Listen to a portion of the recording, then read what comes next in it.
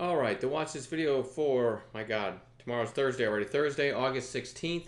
I tweeted this earlier, and I'm just going to share it real quick in this video. That is my equity curve for this year. I do not put that up as bragging. If anything, I put it up to show how difficult this year's been because I've been doing this a long time. This summer is extremely low volume, low volatility. It's not been easy. And each one of these ticks isn't a day, just so you know. Each one is a trade. So one day, if I have 4 or 5 green trades in a row, this little stretch right here could just be one day. Anyway, but this is every trade for me in 2018. And, you can see it's not come easy. I'm really having to battle. I'm another green dot, so I'm at new highs for the year again. But there's been nothing easy about this year. And I've said before, I keep seeing people on Twitter, stock twits, blowing up their accounts. And that's ridiculous to do that. I've talked, I think, 90% of people in my chat room into really, really being careful and recognizing, and I show example after example. I'll show you. Look what this stock did. Look at right here's a breakout, and look how quickly it whipped back around. There's so many examples of that seeing is believing. So you start to look at what stocks are doing on an intraday basis, and I think it'll help you slow your roll. I mean, like I said, I'm really having to grind it higher. Having said that, as long as you have rules in place and you're watching your position size, it's still been a nice, profitable summer. But absolutely not killing it. It's much, much harder to make money right now than it was last year, at least for me and my style of trading. But anyway, so the SPY gap down, sold off, but then kind of bounced intraday. We'll see what it does tomorrow. I guess the whole turkey thing is kind of a hangover hanging over the market, right? But here's what I'm watching tomorrow. JD, I think it's worth watching. Like 3 or 4 days in a row, kind of getting that waterfall shape. And then today closing above its open and massive volume. So I want to see if this can continue the intraday bounce that it had today into tomorrow. So it actually goes on long watch, even though that's an ugly chart. I think it's due for a continuation of that bounce. TRUE had the nice pop here, a few days lower, closing above its open today, kind of tested the 8-day, and I think it's worth watching for potential long tomorrow. XBIO, I was just saying, I did built my watch list live again on YouTube Live. So if you ever see a tweet where I'm doing that, join me. I'm happy to take questions and just if you don't mind listening to me listening to me babble. You can pop in, and if you have any questions about it, I try to show people some methods that I use to find stocks to watch the next day. So hopefully there's some information there, and I'm happy to answer questions if you pop in about anything you've ever heard me talk about stock-wise too. So XBIO had this big pop. The reason I don't love this is because you had this, it closed right here, and the next day it gaps up and rips, but then 2 days later, it's actually down to where it closed the day before all the action started. So you basically got a round trip, right? So it's not really bullish anymore, but at the same time, you could argue this has fallen back into support. And what I would like to see is it trade in a narrow range, somewhat narrow range for the opening hour or two, or even an afternoon break out of its opening range to the upside. Then you might get the group of people that say, ooh, XBIO is going again, right, as it lights up the new highs ticker. So having that on a chart might yield a quick pop if we can find a low risk, opening range breakout setup or something like that. So not in love with it, but it goes on watch. Not in love with this one either. BOXL.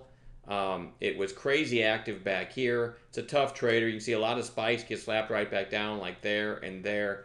It does have some nice support down here and a little bit of extra volume and a fairly strong close, but it is a thin stock, so I doubt I'll trade it, but I threw it on watch because I can't find much to put on watch. NEPT had the big pop here, and you kind of picture a trend line. Follow my mouse cursor there. Kind of picture a trend line. It's trying to break that trend line today. Nice volume, fairly strong close, and it's popping with the other pot stocks because of CGC, I guess, had a stake taken in it from Constellation Brands. I think they're the liquor distributor, if I'm not mistaken. So kind of a big deal, and a lot of the pot stocks are moving and may have a follow-through day. NEPT is one I've chosen to watch. CGC, I always type that wrong. CGC is the other one, which is the one that had the stake taken in it. You can see what it did. It gapped up, sold off hard, and then ends up closing pretty close to where it opened. So we'll see, but a lot of people are going to be watching those, so I will be too. Let's see, HTGM, had this nice pop, and now you're like 4 or 5 days lower into the 20-day. And it did get a little bit of volume in after hours. Right now, as I'm speaking, it's trading at 346. So I don't know. Maybe it's finding support, and maybe it's time to start watching it for a bounce. I did like this pop back here on extra volume. And I think this pop was on earnings, so it wasn't just random. PTIE, this one, very strong volume today, and a fairly strong close. I actually called this on the mic today in chat long as a red to green right through this 130. I suggested that idea, I should say. I actually missed it myself, but when it looked like this, I said, hey, this PTIE, which I think was on Wayne's Gap playlist, I said, Mike, go red to green right here, and you do have another catalyst above, which would be the high of day break. If you watch my videos at all, you know I like to take entries like a red to green with another catalyst, which in this case would be a high of day break, which is right there above. And you can see the kind of results you get when you time your entry correctly at an inflection point like a red to green with a catalyst above, and that thing just went nuts. I'm gonna watch. It held up pretty well, so I'm gonna watch it again tomorrow. And TIS may be worth watching too. This was on watch today. Unfortunately, it gapped down. Never gave any kind of great setup. I did mention it as a possible opening range breakout when it looked like this, and it did do that, and it ran the rest of the day. There's another one I didn't take. I still had a decent day, but I did miss a couple real nice ones there that I actually saw and conveyed to the room and still didn't take them. But that one's going to go back on watch too. Let me tell you, I do not love this watch list at all, but I'm hoping we'll get some news plays tomorrow, some morning gap plays. But I'm not lying. I'm taking things really small, and I'm just grinding it higher right now. Do not get caught in any kind of trading death spiral. Do not average down if you're a day trader and end up getting caught in a trading death spiral. Averaging down as a day trader, I know it's a viable strategy as a swing trader and an investor. Averaging down because you were wrong on your first entry as a day trader is the number one reason. I have no question. I haven't read this anywhere. I've just been doing this a long time, and I've worked with a lot of people.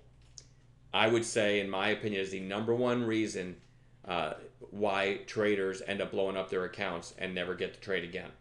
And it all starts, and I've got several blogs about that. It all starts with that first time you say, you know what, I'm not selling. I know I was wrong, but I'm not taking a $150 loss in the next 3 minutes. There's no way. So I'm going to hold it. If it goes lower, I'll buy more. That split-second decision that you make it can work sometimes. As a matter of fact, it can work a lot of times. But it just takes once to destroy you mentally and your account monetarily. All right? So I can't emphasize that enough. As a day trader, when you start averaging down and you get away with it, I promise you the market will get it back and probably end your career one day. All right, I'm done babbling. Have a great night.